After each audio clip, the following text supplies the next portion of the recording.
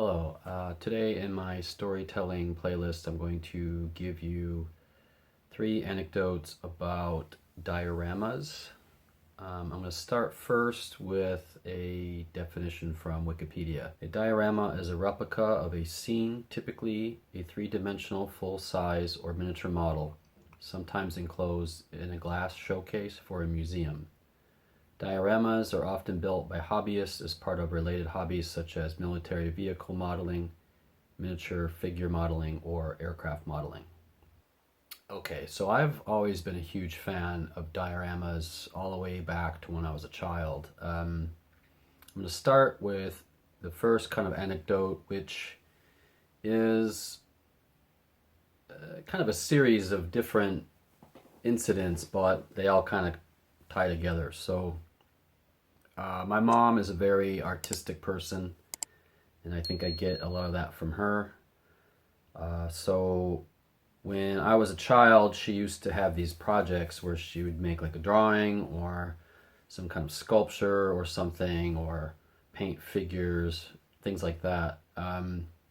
And there are 2 incidents I remember quite vividly from my childhood where she made dioramas. One is, I believe I was in the 2nd grade and I had to do a project on a book that I had read. And I had this little kind of storybook about the Alamo. I really loved that book for some reason. I'm not sure why. A lot of the art was like watercolor paintings, and it just really stimulated my imagination. So for the project, she helped me create a scale model of the Alamo. Which is, looking back, is kind of funny. I'm like in the 2nd grade and I'm doing like these scale models, but she helped me make it by using dough, and we basically made the facade of the Alamo out of the dough and baked it in the oven, and then like a lot of the walls we made with popsicle sticks and different found objects, like little sticks would be like trees, things like that. And in these dioramas from my childhood, she would often use stuff from, I remember these hobby shops that would have, like, half of the shop was for trains and half of it was kind of for dolls and doll houses. And I remember her getting the lichen, which is like you can use it for like bushes and trees. And she used to buy that and sort of the powdered grass and powdered dirt and stuff. And so we built this thing, and I took it into school, and it was quite a hit. And I remember I definitely got an A. And I think that was the first time I kind of realized that I wasn't like a lot of other kids, because their projects were much less ambitious than mine. And I could say part of it was my mom's influence, but also I think it's just something in me too, where if I have a project I have to do, I just really put my all into it. So that was kind of the first thing. And then the second part of this story is for, I think it was probably my 8th or 9th birthday. I have a stepfather, and we were kind of getting in a lot of arguments, and I think in a way she felt a little guilty. So as a surprise for, I think it was my birthday, or it might have been Christmas, I don't really remember, but it was around when I was about 9. As a surprise, I don't even know how she did this because I lived in the house, I had no idea. She built a western town, and she took a 8-foot piece of paneling, which is I think like 8x4 or something, and she used that as the base, and then she built all these Old West buildings out of popsicle sticks and things, and stained them, and she painted all these figures. So it was quite a spectacle, and I still don't know how she kept it a secret from me, but somehow she did. asking her after the fact, she had built all the buildings separate and kind of hid them. And then the night before she was supposed to give it to me, she kind of assembled the whole thing. So somehow she kept it a secret. So I'm pretty impressed by that. But so it was pretty crazy. I had this big Western town I could play with, and the figures moved around. And I think that was my first sort of, those two incidents were my first experience with dioramas. And after that, I got really kind of obsessed with them. And during my childhood years, I made several of them in shoeboxes. Unfortunately, I have no pictures of any of this stuff. My mom probably has some pictures of the Alamo in the Western town somewhere, but I don't know.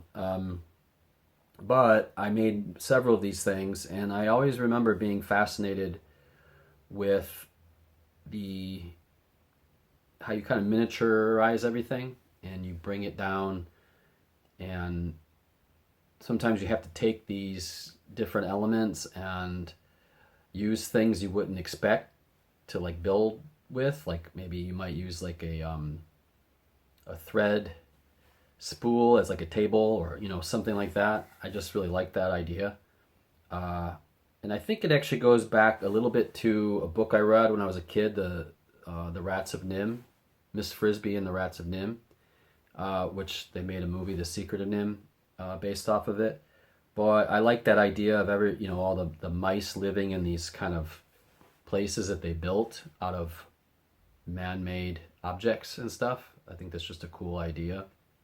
So fast forward about 10 years or so, and we get into my early 20s, I guess. I was dating a woman, and my cousin was dating a woman, and we were kind of all like a close-knit group, us four, and then I had one other friend that was part of our group, so there were kind of like five of us that would always hang out, and we started playing Dungeons and Dragons. And during that time, I got very obsessed with painting the small figurines. They were pewter, and then I would I'd prime them and then paint and kind of dry brush them and stuff. And I learned most of that from my mother. But I would also create these kind of battlefields and like castles and stuff. So for a few years in my early 20s, I was doing that as well. And I remember having quite a few of these things. And when we weren't playing, I kind of just had them set up in a room somewhere. But it was kind of a fun hobby at the time. I hadn't really... I mean, I've always been creative, but I hadn't really got to the point of taking it quite seriously like I do now. So at that time, I kind of just had these little creative hobbies around, and painting the figurines was one of them. But eventually, all of these little passions became bigger, and that's where I'll go with my third story. This actually takes place when I entered college, and I didn't go to college when I went to a community college when I was in my 20s, but I didn't go like most people go in their early 20s. I didn't actually go until almost 30. I was working as a house painter and stuff before that. But eventually I went to college, and while in college, I got really into folk art and outsider art and art brut. And in those images by these kind of eccentric people, I started seeing more of these kind of paracosms and these little worlds that they would create, either with like chicken bones or some other way. And if you want to see some of my paracosms, I have a paracosm video. You can check that out. But eventually, I started creating a book for my thesis, and that turned into a diorama. Like there were 4 books, and then there was the main center diorama. And that was quite a process, finding just the right elements for it. I I would say in some ways it was kind of a magical process because these different pieces would come to me at the right moment when I was like kind of trying to find what was the next part. And they definitely informed the whole work. And yeah, I mean, I think it's an interesting thing. It's kind of a found art slash diorama, but I have a lot of other works from that time that I actually don't have pictures of.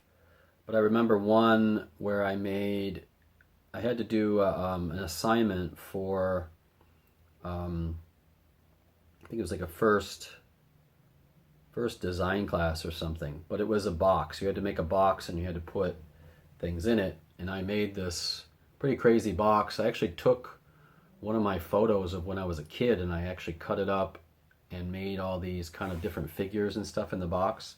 I wish I still had a picture because it was really cool. But it was on a hard drive that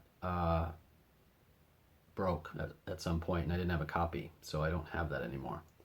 But there were a few more I made in terms of other times. But the diorama is a very interesting thing.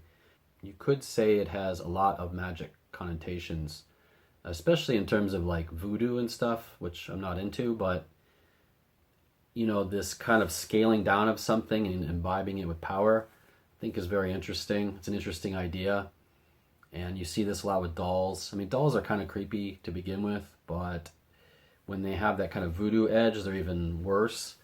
But I think there is something to be said about the kind of occult view of a diorama, and how it can be a representation of the real world. But yeah, I don't know. I think they're interesting, and whenever I'm at a museum or someplace and I see one, I'm always very fascinated. I remember I was at a teddy bear museum in Korea once, and there were all these crazy little dioramas with teddy bears and stuff, and it just fascinates me. I don't know why. But yeah, I think that's about all I got. If you have anything to add, or any kind of diorama stories or ones that you've seen that you thought were pretty interesting, you can comment below. If you want to like and subscribe, I would appreciate that. And that's about it. I will talk to you later. Bye-bye.